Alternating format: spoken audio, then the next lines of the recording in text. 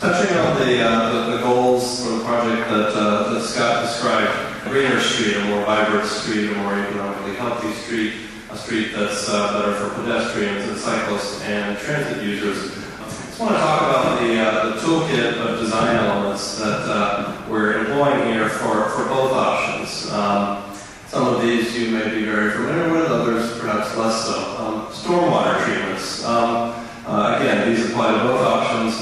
What we're looking at with stormwater would be underground infiltration trenches where rainwater would flow to these trenches and it can be treated and held back from entering the stormwater system and dumping straight to the rivers. And we're looking at for these to be large enough to treat, say, the first 2 inches of rain in a storm event, which is pretty significant.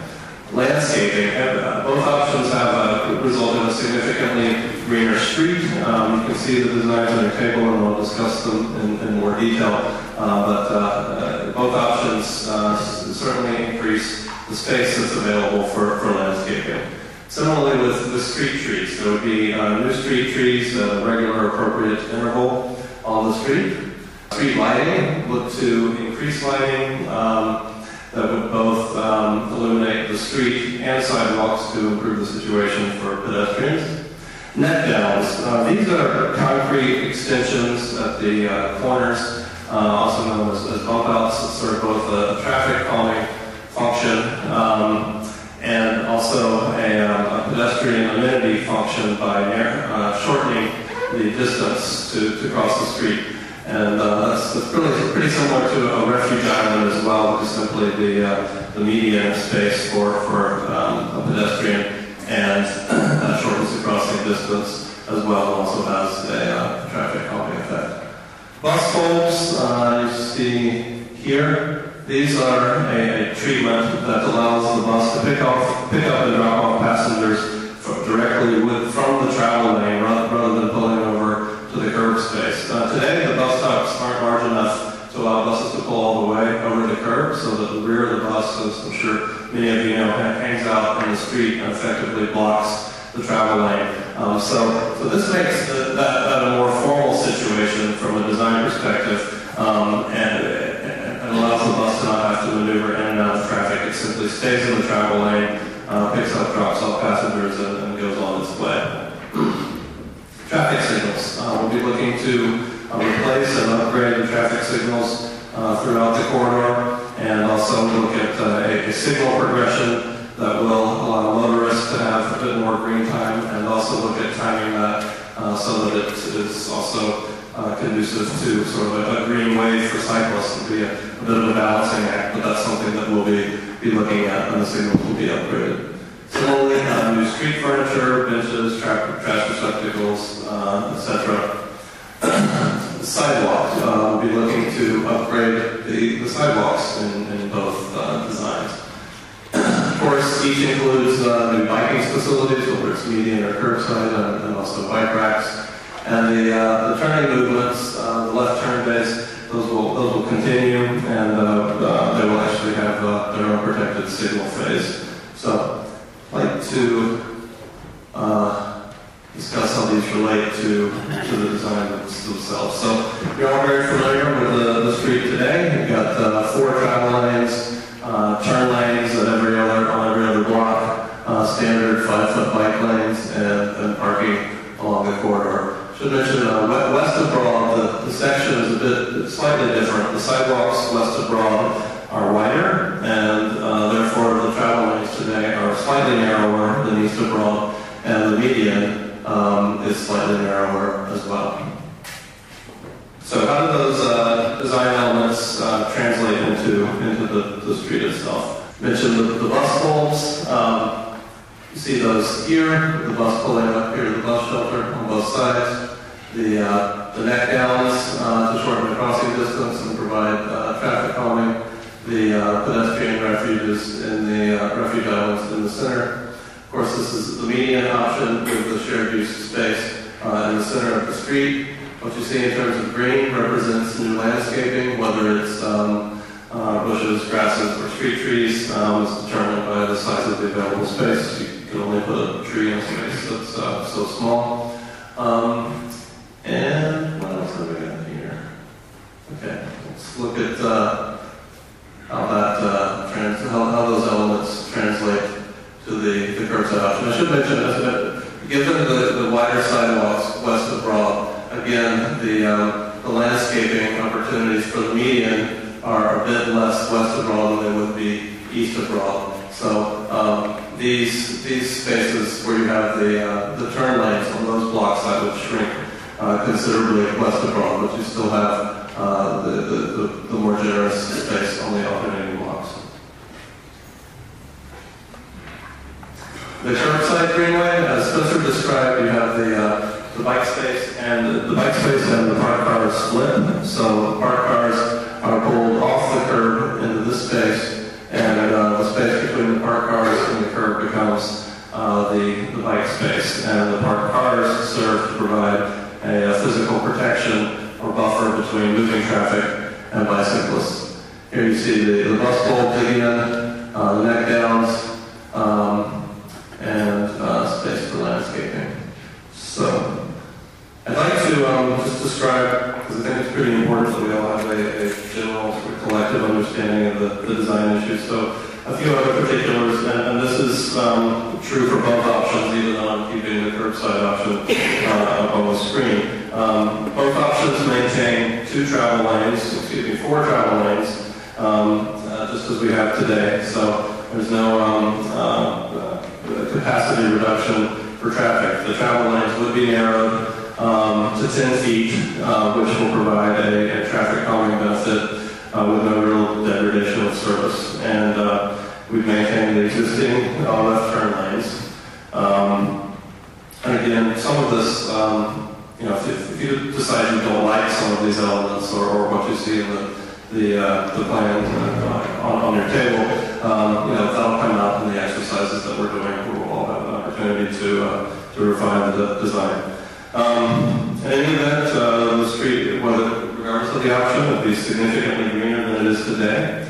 We're not seeing any fatal flaws so far. Not only that won't change the design-wise, such as getting through the Reading Viaduct. We've got some design solutions that aren't too painful for tricky locations, such as the viaduct and some of the more involved intersections. Parking. There is a minor parking impact. It's a little greater with the curbside option. We think that the parking impact can be mitigated if bus stops are consolidated. Right now there's a bus stop at every intersection. We'll be talking to SEPTA about the possibility of consolidating them, which of course everybody loves their convenient bus stop, but it also would speed up the bus travel to reduce the number of stops somewhat. The reason the parking impact is slightly greater with the curbside option is due to this area here, where bikes are brought close to the travel lane. Because if you don't do that, if you just continue the parking all the way up to the intersection, motorists and bicyclists have a visibility problem. They can't see each other. So you have to include that design feature so that cars and cyclists come together at the intersection where there's a turn, and that has a slight parking impact. What you see on the designs is what's known as far side bus stops. I think almost all the bus stops today are near side, meaning the bus approaches the intersection and stops just in advance of the traffic light. By switching to far side bus stops, it allows the bus to, it reduces the likelihood of the bus getting caught at a red light, so it speeds up the buses slightly. And again, that's something that we'll be discussing with SEPTA to see the viability of that. You see these are those bike boxes. You see one here, you see one here. The median option has them as well. The purpose of those is to facilitate turns for cyclists and to improve their visibility.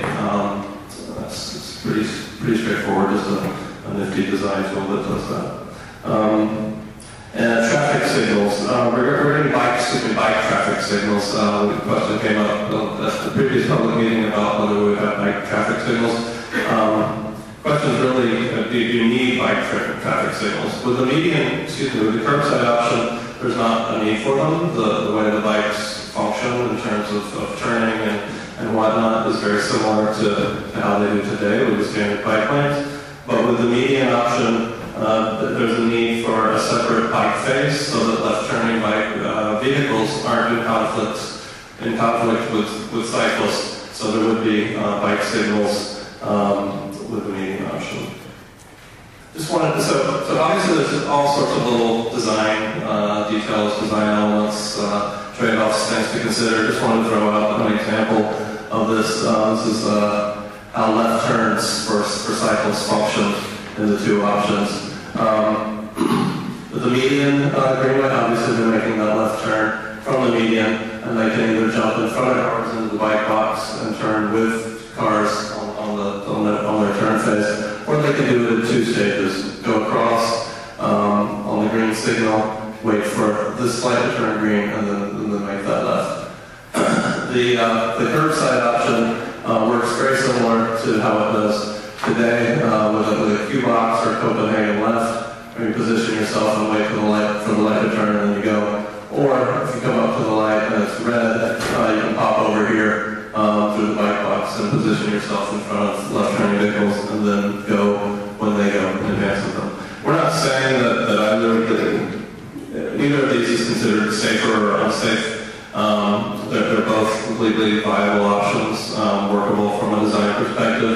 I think that obviously the left option feels a little unfamiliar to folks because median shared use paths are not as common as the right side or curbside, but we just see that as really a learning curve issue, or a learning issue. And with that, back to Scott.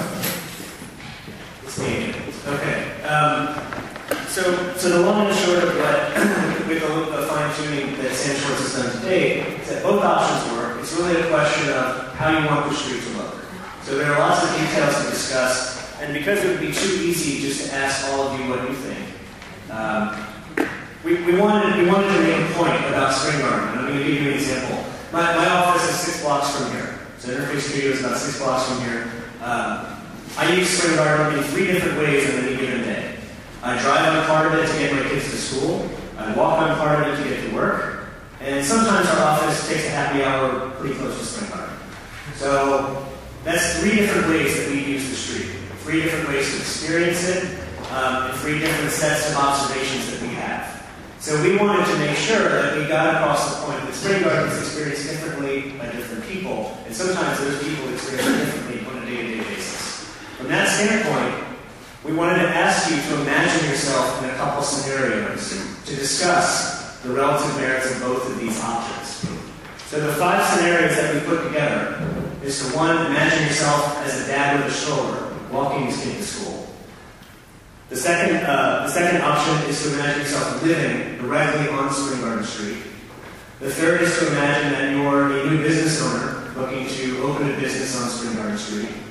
The fourth is that you're a timid cyclist. We'll get into the details of these later. And then the last, in case we haven't touched on anything that's of interest to you or something that you really, really want to talk about, is from your perspective. So we have 5 different scenarios that we want to discuss. And with each scenario, there are basically 3 kinds of questions. There's a general question. So for instance, I'll give you an example here. This is the first scenario, taking a walk in the Spring Garden. So the first question here is sort of some general comments. What makes a good walking street in Philadelphia? What makes it comfortable to walk? But the second question is more specific. Given the 2 options, the curbside and the median options, which option really facilitates walking from your perspective? Which would be more comfortable? Which would be a better environment? What are some concerns that you might have about either of those options with regard to walking with a stroller on the street? And then the last one are any design modifications that Doug hasn't talked about already. It's not in the drawing, something that occurs to you. This is a chance for us to listen, because there's still a lot of design work to do. So this is how we want to run the scenarios. And even if you look at this one picture, we have chosen a picture for each of the scenarios. If you look at this one picture, you've got issues in terms of walking with different heights of the sidewalk, deteriorated sidewalks. You've got some random bicycle parking. If you think about crossing the street, that's also a challenge. Particularly with a stroller at certain intersections. So these are the types of things we want you to imagine yourself doing and then having that conversation with your facilitator about that. Each of these scenarios, we're giving you 10 minutes, so you can't overthink it. 10 minutes of discussion for each scenario. We'll be calling out a 2-minute warning. And at the end of each of the 10 minutes, me from my office and myself are going to be walking around and collecting each of the sheets where we're making notes on what you all have said. We're going to do a general summary at the end of the meeting about what all of the tables have said. But also, I think Spencer would like to call on a couple tables to summarize some of the specific conversations. Spencer, do you want to add anything on that? So, right now, I'm going to ask the facilitators, go to your table, you're going to meet your facilitator. You should get to know your neighbors. So, when